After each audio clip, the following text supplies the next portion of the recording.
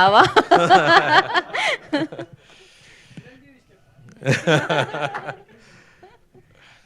అదా okay first అండి ఏదో ప్రెస్ మీట్లా లేదు, ఇది సక్సెస్ మీట్లా లేదు. నేను 12th ఎగ్జామ్ పాస్ అయిన తర్వాత ఇంటికి వచ్చాను. అప్పుడు మా మావయ్య గారి, మా బావ అందరూ కూర్చొని నన్ను హక్ చేసుకుంటూ భలేరా పాస్ అయ్యారన్నారు.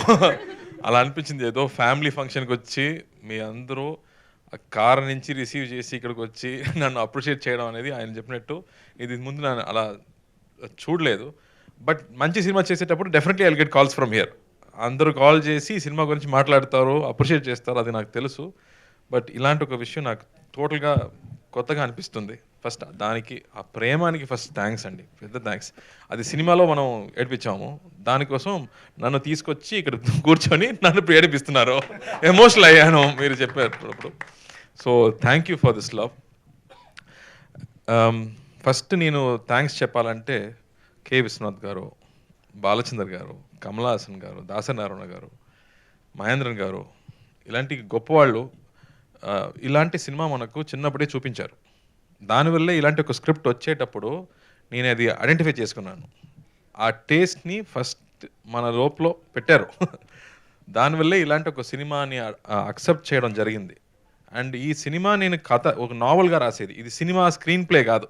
అందుకే ఇంటర్వెల్ బ్యాంగ్ లేదు, క్లైమాక్స్ లేదు. సో ఒక నావల్గా రాశారు కాబట్టి it had a very new feeling. ఆ ఫీలింగ్ని ప్రజలకు కూడా ఇవ్వాలని నా అనుమానం. బట్ నేను ఫస్ట్ అడిగేది, ఇలాంటి సినిమాలు చూసారా అని అడిగాను. ఇతను ఖైదీ అప్పుడు కూడా అడిగాను, రే దీనిలో సాంగ్స్ లేదు, హీరోయినే లేదు, చూస్తారా అని అడిగాను. అన్నయ్య తప్పకుండా చూస్తారన్నారు. And so that became a big hit. So I felt very confident that ఎలాంటి కొత్త సినిమాలు తీసుకొస్తే ప్రజలు ఆదరిస్తారని నాకు నమ్మకం వచ్చింది. మళ్ళీ ఇలాంటి సినిమా వచ్చేటప్పుడు ఇది చూడరా, ఈ సినిమా ఎవరు, who will watch this film రా, యాక్షన్ లేదు, ఏం లేదు అని చెప్పాను. యూ ట్రై అని చెప్పాడు. అని డైరెక్ట్గా ఓటీటీకి ఇస్తామన్నాను. మళ్ళీ చెప్పాను, నో సార్, సునీల్ గారు చెప్పారు, they will definitely watch this cinema అన్నారు. ఆ నమ్మకం ఉంది కదా, that made this big difference, that people will appreciate goodness, people will appreciate love, unconditional love అనేది ఇప్పుడు I think it's confirmed that there will be lot of confidence to do a film like this. నాకు my friends, father's friend అని call చేసేటప్పుడు ఏదో పాత సినిమాలో ఉందిరా, ఇలాంటి ఎమోషన్స్ ఇప్పుడు లేదురా, జీవితంలో లేదు, బట్ మళ్ళీ యూ బ్రాట్ ఇట్ బ్యాక్ అని చెప్పేటప్పుడు ఐ ఫెల్ట్ సో హ్యాపీ. అలాంటి ఒక స్క్రిప్ట్ రాయడానికి అంత ప్రేమ లోపల ఉండాలి, అప్పుడు మాత్రమే రాయగలం. సో థ్యాంక్ యూ ప్రేమ్ గారు. 96లో ఎలా ప్రేమించాలో చూపించారు, ఈ సినిమాలో అన్కండిషనల్ లవ్ ఏంటో మనకి చూపించారు. So thank you for that.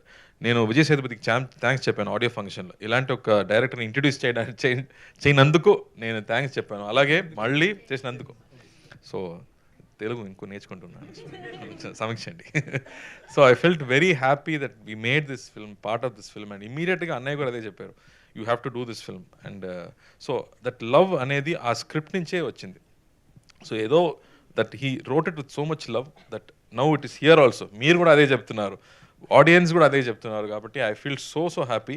And ఇది అప్రిసియేషన్లో స్టాప్ అవ్వకూడదు, ఇది కమర్షియల్గా కూడా పెద్ద హిట్ అవ్వాలి, అప్పుడు మాత్రమే మళ్ళీ ఇంకో ప్రొడ్యూసర్ ఇలాంటి సినిమాలు తీసుకొస్తారు. So please watch this film, నా కోసం కాదు, మంచి సినిమా కోసం. Please watch this film, appreciate this film, celebrate this film just for the technicians అండి. అలాంటి that you don't know where they kept the camera and how they captured it.